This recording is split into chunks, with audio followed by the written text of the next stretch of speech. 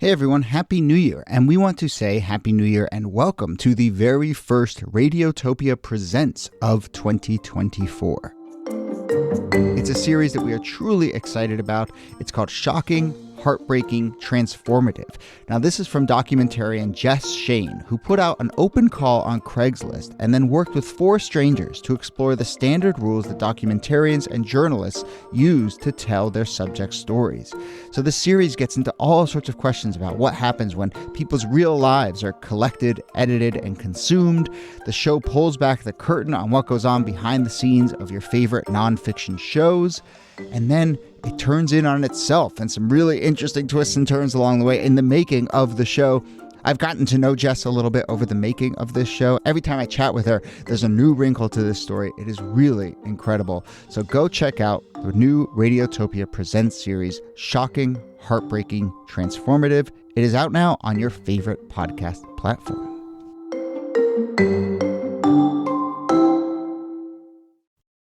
Senator, I served with Jack Kennedy. I knew Jack Kennedy. Jack Kennedy was a friend of mine. Senator, you're no Jack Kennedy. Hello and welcome to This Day in Esoteric Political History from Radiotopia. My name is Jody Avirgan. This day, October 4th, 1988, the vice presidential debate between Dan Quayle and Lloyd Bentsen, 2 senators running to be VP for George H.W. Bush and Michael Dukakis, respectively. A vice presidential debate, usually a pretty sleepy affair, but in that debate, we got one of the most memorable debate lines of all time when Bentsen told Dan Quayle, Mike Pesca, can you do the line for us? Senator, I served with Jack Kennedy. I knew Jack Kennedy. Jack Kennedy was a friend of mine. Senator, you're no Jack Kennedy. One of the best Lloyd Bentsen impersonations I've ever heard in my life from our guest this episode. That is Mike Pesca of Slate's The Gist and friend of the show. Thank you for being on, Mike, today. It's my pleasure. You should hear my William E. Miller, the Goldwater's running mate in 64. And, of course, Nicole Hemmer of Columbia is here as well. Hello, Nikki. Hey, Jody. So before we get into this, and, I think we're going to talk about this Bentsen line for sure, and then this is our sort of Election Sunday show, so we'll talk a little bit about debate lines in general and memorable debate moments. But I will say, listeners, that, one of the things Nikki and I really like about this show is that we don't have to get mired into the news cycle of the moment. This is a history show. We kind of talk about stuff in the past, and then parallels often come up, and we don't have to dive into the craziness of the moment. But we were looking at the calendar and seeing these debate moments coming up, and we said, we should do a show about interesting debate moments. But let's wait and record it after the upcoming debate between Trump and Biden, just because, you never know. And of course, it is what it is. It was what it was. I just want to acknowledge that we're living in a reality in which that debate happened, and we're going to talk about the past, and maybe there's parallels, though that felt like more just a total aberration, or who knows. But I just want to say out loud that obviously we're living in the world in which that debate happened, but we're going to talk about other ones. I think escapism is a good move here. Yes, exactly. So Bentsen and Quayle, what do we need to know about these two, Nicole? And then we'll talk about the line itself. It's 1988 when these two are coming up against one another, and Bentsen is an older guy. We'll call him a distinguished statesman. And Dan Quayle is a baby-faced 41-year-old who has not spent a ton of time on the national stage just by virtue of the fact that he's not that old. He had been a senator since he was like 33, so he'd served a solid term in the Senate. But a lot of people were looking around and saying, I wonder if this guy who looks so young and who's only been in the Senate for a term could actually be president of the United States. And those were the questions coming into this one. Right. And so that's kind of the question that he gets at the debate is, you're very young. Do you think that you're prepared to take over as president? And his response is he trots out this line that I gather he'd been using throughout the campaign where he says, I have served the same amount of time that Jack Kennedy served in the Senate when he became president. And so he kind of makes that comparison. And then, of course, Bentsen comes back with this line. Senator, I served with Jack Kennedy. I knew Jack Kennedy. Jack Kennedy was a friend of mine. Senator, you know Jack Kennedy. Right. And the line exists in time and space, outside the campaign. And in fact, it's probably the only thing that we know about Lloyd Bentsen. And I was looking up and doing a deep dive on Lloyd Bentsen, and it did just the fact he's a Democratic senator from Texas. So it's been, I think I counted recently, over 150 statewide elections since a Democrat was elected in Texas, over a decade. And he is a politician that would not exist today. When Lloyd Bentsen was first elected to the Senate in 1970, as a Democrat, he ran against the incumbent whose big marks against him was that he signed the Civil Rights Bill. In fact, he was a big proponent of civil rights. So Lloyd Bentsen runs to the right of a liberal Democrat. And once you win the Democratic primary back in those days in Texas, you're in forever. But he really serves as what would now be considered a really conservative Democrat of a type that doesn't exist and doesn't exist in Texas at all. And what's interesting is Dukakis was attracted to him for exactly that reason. And in the debate, his support of, say, the Contras and his stance on handguns and his conservative stances are one of the reasons, one of the selling points that Bentsen is there to balance out Dukakis. Now, it doesn't work, but it's just so fascinating me to go back in time, and we'll talk about just how the tenor of the debates and political discourse is different, but just where each character is aligned or would be aligned totally different than what would happen today. Although, interestingly, Dan Quayle probably is the same kind of running mate that a presidential candidate might pick. He's, young, he's somewhat charismatic, but he was chosen also as a conservative to kind of give George H.W. Bush some conservative cred, because that was the big knock on George H.W. Bush among Republicans, was that, we've just had these 8 years of Ronald Reagan, and Ronald Reagan is a true red conservative, and H.W. Bush just isn't that. And so they picked Dan Quayle, who was known as a conservative firebrand at the time, to give the ticket some right-wing heft. And by the way, you're right, though, actually, he is true red, because I was looking at the map that the Reagan campaign used to color in the 1984 race, and they used red for Democrat, blue for Republican. Way ahead of their time. 2000, right? Maybe we'll do an episode about that, but those colors didn't really get solidified until 2000. And in 2000, CBS had it backwards, if you go look. Backwards. I mean, what's backwards? Everyone was going back and forth in 2000. I want to get back to this line itself, though, right? A really well-crafted line, and I want to sort of parse it a little bit. But also, Nikki, I think really important context here. I kind of hinted at this, but Quayle had been comparing himself to Kennedy throughout the campaign. And the reporting after this line, it sounds like a great in-the-moment parry, but it really was prepared. They had even, I think, debate prepped out that Quayle was going to compare himself to Kennedy, and Bentsen had this line in his pocket. And it kind of reminds me weirdly of some of the other gaffes we've talked about or moments on our show, and how often those are not organic gaffes, but they're often backfires or missteps of stuff that people had tried to plan. So Dukakis wanted to get in that tank and put on that helmet, and then it goes really wrong. And I just kind of am fascinated by the fact that this was not an organic moment. This was, both sides knew exactly where they were going and getting into. Yeah, I mean, I think that's the trick with debate prep. Everyone is trying to game out exactly what their opponent's going to say and then what their candidate should say in response. And so it's like this multi-level game of chess where everyone is trying to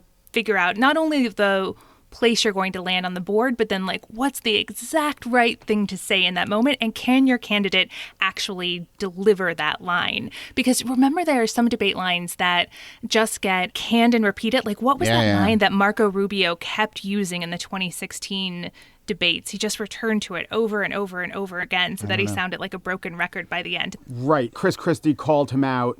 It was make no mistake. And then I forgot. Oh my God. Chris Christie was like, here's what he's going to say. He's going to use this phrase. And then Rubio was just frozen because you knew that he was going to use that phrase. He hasn't forgotten that. Or Herman Cain was using 999 all the time. Right. And Chris Christie jumped up and down and said, okay, we're going to immolate both our campaigns, but here goes his greatest moment as a candidate. Yeah. Well, yeah. And it's also that amazing Biden line about Giuliani. All he says is a noun, a verb, and 9/11. It's just sort of calling them out. But yes, I think, Nikki, your point is, yes, debates are full of either these great lines or these attempted great lines where you're like, oh man, they prepped that for 2 months. They thought that was going to be great. They've had that in their pocket. You can tell that they're ready to deploy it, and it just falls completely flat.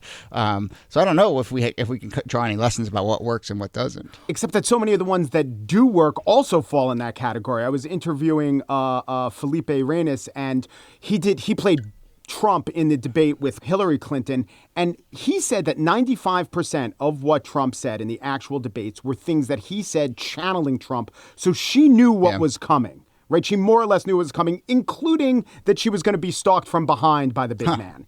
So it is easy to say, oh, that sounds pre-canned. It's like that old line about sincerity. If you can fake that, you've got it all made. Well, I think that's exactly right. And the trick with these lines is not only do you have to memorize them, have the right time to say them appropriately, but they have to sound authentic, right? And I think that's actually one of the things that works about this line is that it's kind of hard to recall this moment back in 1988. But first of all, there's still this Camelot nostalgia around John Kennedy. I think in a post-Me Too world, he might be looked at in a little more complicated way, but also that he's calling on this personal relationship, right? Like Jack Kennedy was a friend of mine. I knew him. And that, I think, gives it more heft than some of those other pre-canned lines. Right. I mean, Benson is building the line on the fact that he is old and has been around for a long time, whereas, a lot of these lines, I think, are often when people try and go outside of their lane and use a joke in that front, a hello fellow kids type moment or whatever. I'm realizing like the knock on Benson that what he was that he was old, and he then gets to sort of jujitsu and turn it into his advantage. Am I at all overreading it that like the use of Jack, maybe like did people in politics call JFK Jack, or was it like they did, his ability, friends. or was Benson at all like a little piqued by the fact that Quayle, this young guy, was calling him by this sort of familiar name? No. I think they did. And that went further to say, oh, yeah, that does show some familiarity, but one that would ring true to someone who knew JFK. If he said, I know Jimbo Kennedy, I know Johnny John Kennedy, maybe it wouldn't have worked as well. Benson's austerity, the entire tone of the conversation, I went back and watched the whole debate. It was a very formal affair. It was a very formal time. There was beyond no interrupting. There was such an absence of spark and fireworks. It's the kind of thing that solidified C-SPAN's reputation. But because of that, you had these pauses. This wasn't him jumping right in, jab, got you right then, as would probably had to happen now. There were pivots. Judy Woodruff essentially sets Benson up. Benson gathers himself, talks rather slowly. So the entire thing is from another time, is from another era. And the reason it works is, as comedy is a benign disappointment or a benign rejection of expectation. Sometimes a zinger in politics is a benign or maybe not so benign rejection of expectation. But these days in politics, when you can expect absolutely everything coming from all angles, there's no such thing as kind of the well-coiffed zinger that lands. Well, and we should also say that, speaking of this being just an entirely other time, Dan Quayle is very affronted. He's sort of like, Senator, that was uncalled for. And the idea that this line was somehow a breach of propriety is it's a very different time. Yeah, for sure. And you look back, I mean, just in general, you look back at what we think of as huge debate gotchas now, and they're like, I mean, you're likable enough, Hillary. Like that felt like a total snap. And now certainly, we're in a different moment. I do want to sort of explore though, like the nature of debates when it comes to landing quips and sound bites versus the kind of other project of the debate, which is just kind of like, especially in a presidential debate, showing who you are. And I feel like, I don't know if those are ever in contrast to each other, but I feel like a lot of people, we've talked about this before, people tend to really decide who they're going to vote for or feel affinity for a candidate in like much more impressionistic ways. And debates are more than, in many ways, just like 90 minutes where you're just kind of looking at a person and you sort of see how they think and see how they act and see how they move and how they react and so forth. But then you also get these like quips that break through and these zingers and these lines. So, what's the balance there, Nikki, in terms of moments versus just sort of the overall project of being on a stage? Well, moments are great because they get you in the evening news the next day, right? Like you get that valuable airtime in a way that like coverage can't quite capture it in the same way. This was especially important in a pre-internet, pre-cable news era, when if people didn't sit down and watch the debate, that's what they were going to see. They were going to see that snippet on the evening news. So a zinger like that is one that is going to get some airtime and people are going to see.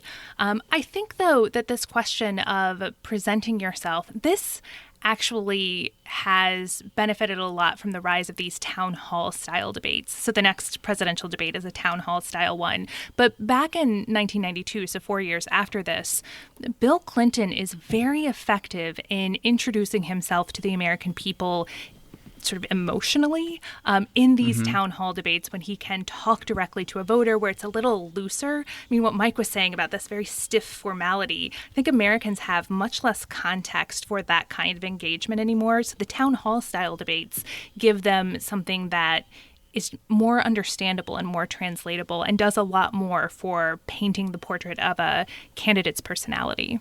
Yeah. When I think about this debate and the importance of it versus the importance of a quip and the importance of the next day, first of all, let's say it's delightful that you say the next day's news. It's you're centering us in 1988 very much, right? Now these things all take on a life of their own on social media. So as much as the next day's news, it was a time of gatekeepers, and the gatekeepers would certainly point to that.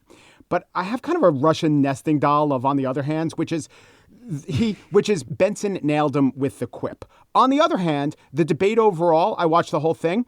Quayle was fine. Quayle talked about, encryption and telemetry, and he did not seem over his head. In that moment, he was a little bit of a deer in headlights. So let's just say it's a wash. On the other hand, there wasn't as much polling then as there is now. It seemed not to have any effect on the polls at all. On the other hand, Correct. The vice presidency doesn't. But here's the big thing that I think maybe we forget too often. Debates are such a poor proxy for the actual job. I mean, when does a president, we just saw a debate where the presidential candidate and his challenger, one was just yelling over each other the whole time. When does the president ever get in a situation where someone's yelling at him the whole time that you have to listen to? It never happens, right? And when does a vice president's job is defined by a president? When is it ever standing next to someone who disagrees with him and trading points in a very dignified manner?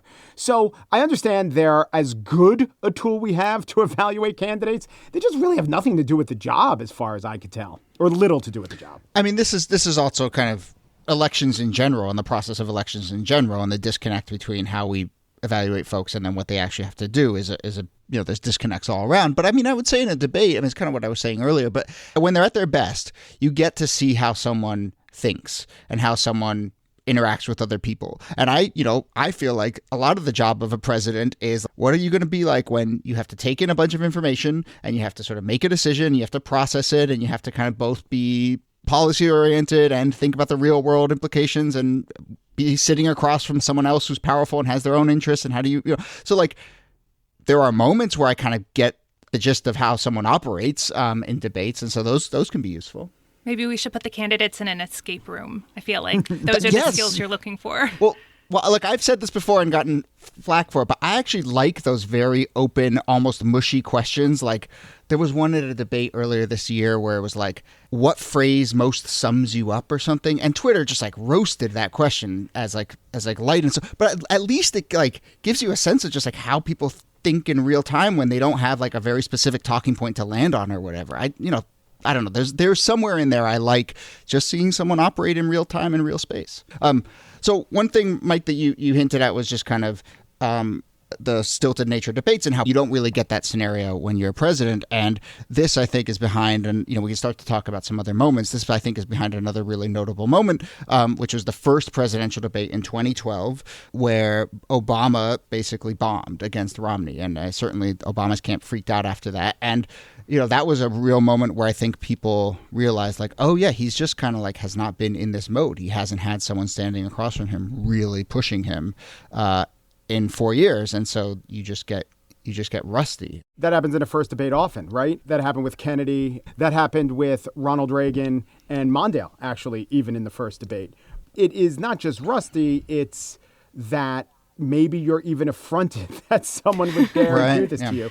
And also that the muscles atrophy, and also that even when a president has a quote unquote challenger, in the rare cases that he does, like, Kennedy and Carter, the president won't debate said challenger, and the other party, the challenger will almost always arise through a series of debates. So everything argues against the incumbent having an advantage in that case. Yeah, we should also talk about that debate because it really was the first time that social media, and in particular Twitter, was acting as the spin room. So you have these spin rooms that pop up where the president and the challenger supporters or the debaters' supporters try to spin as well as they can to the media for their candidates, an early kind of punditry. And in 2012, even the people who were supposed to be acting as Obama's spinners are watching on Twitter because they thought that the debate was not great, but it wasn't terrible. But when they see sort of the conventional wisdom coalescing on Twitter that this was not just a bad debate, but the end of everything, that Obama just lost the election, and that was being picked up by like Chris Matthews on MSNBC, and now it was going out on all the cable news channels, and it was becoming the storyline. They were like, oh, we have to do something about this because we weren't present enough on Twitter to challenge this coalescing wisdom. And also what a bad first debate does, though, it gives you the opportunity for a comeback, which, my God, does everyone in politics, and I guess everyone, humans, as we like stories, what we like. But yeah, the Obama campaign themselves, and they're out there, they have most of the podcast these days, they'll tell you how truly concerned they were. But when he came back against Mitt in debates 2 and 3, wind in their sails. So coming back a little bit to this 88 debate, it's a vice presidential debate. I think in general, vice presidential debates don't move the needle. But Nikki, do debates at all move the needle even at the presidential level? I mean, they can when they reinforce a particular message that people already have about a candidate. So take, for instance, in 1976, when Gerald Ford was debating, and he says during the debate that there is no Soviet domination of Eastern Europe. There was Soviet domination of Eastern Europe, and it fed into this idea that Ford was already kind of a caretaker president filling in for Richard Nixon, who had resigned 2 years earlier because of Watergate, and this idea that he just didn't quite have a grasp on probably what was for many people one of the most important foreign policy issues of the day was a pretty hard thing for him to overcome afterwards. I was thinking about that moment, and I was thinking about a couple other moments that were flashpoints, and I was contrasting it with 2020. And when you compare the factuality or how much of a stretch saying there's no Soviet domination. I mean, obviously, Gerald Ford knows what Soviet satellites are and who's behind the Iron Curtain. And he later said, I meant the spirit. I think that's so much more explicable and understandable than, I'm not exaggerating, at least 25 things that Donald Trump asserted in the last debate. And I was thinking of the sigh moment of "there you go again" that Ronald Reagan uncorked, which was this killer blow. And let's just contrast that to what we saw not only in this debate, but in the 2016 debate. As if a sigh and a shake of the head and a disappointed look in the eye, that could be what the American people respond to as the dispositive moment of the debate. It's just, it's like we're living on different planets. Well, George H.W. Bush checked his watch during a debate, and that became a huge thing, which, by the way, I actually think is I think it does matter. This is such a visual medium, right. And he was so clearly out of his element, not realizing that you don't make that kind of gesture when you're on television, and it sort of fit in. But for that to be you Google top debate moments, and it's a candidate checked his watch. Because I want to know how much time was left in the debate. Imagine doing that now. You have to pull an iPhone out of the pocket. What a scandal. Oh my gosh, the number of conspiracy theories that would follow that. Okay, so I want to come back to good old Lloyd Bentsen here, and I just want to note one thing about how this line has lingered through history. So first off, so obviously it's a famous line, and I think people will recognize it, but it is also has this really interesting history of, in subsequent vice presidential and other debates, people refer to this line now, and it's kind of in the lingo of debates. And so in 92 at I guess this was at the Republican National Convention, but Ronald Reagan, there was another age dynamic in 92 with Reagan on the older side and Bill Clinton on the younger side. And Ronald Reagan has a line which I didn't know about until we started researching this, but at the 92 convention, Ronald Reagan says, "This fellow Clinton that they've nominated claims he's the new Thomas Jefferson. Well, let me tell you something. I knew Thomas Jefferson. He was a friend of mine. I and Governor, you know Thomas Jefferson. That is such a good line. That is such a good line. But then at the 92 vice presidential debate with Gore and Quayle, they refer to the comparison and saying, I'm not going to compare you to Jack Kennedy. And then in 2012, Joe Biden kind of made a similar quip. And I guess there aren't that many callbacks in vice presidential debates, but it is starting to get to that moment in any sketch, when it's like, we've done one too many callbacks. They have one other quote, the John Nance Garner quote about the vice presidency not being worth a warm bucket of piss. That's right. So I'd go with Jack Kennedy. Yeah, exactly. So we'll see if it comes up. All right, that's a good note to end it on. Mike Pesca, host of The Gist, the daily podcast from Slate. Thank you so much for doing this. This was really fun. You're welcome. My pleasure. And Nicole Hemmer, thanks to you as always. Thank you, Jody. This Day in Esoteric Political History is a proud member of Radiotopia from PRX. Our researcher and producer is Jacob Feldman. Brittany Brown is our other producer. Follow us on social media. We're posting a bunch of stuff on Twitter and Instagram every day at ThisDayPod. Keep sending us emails, thisdaypod@gmail.com. My name is Jody Avirgan. Thanks again for listening, and we'll see you soon.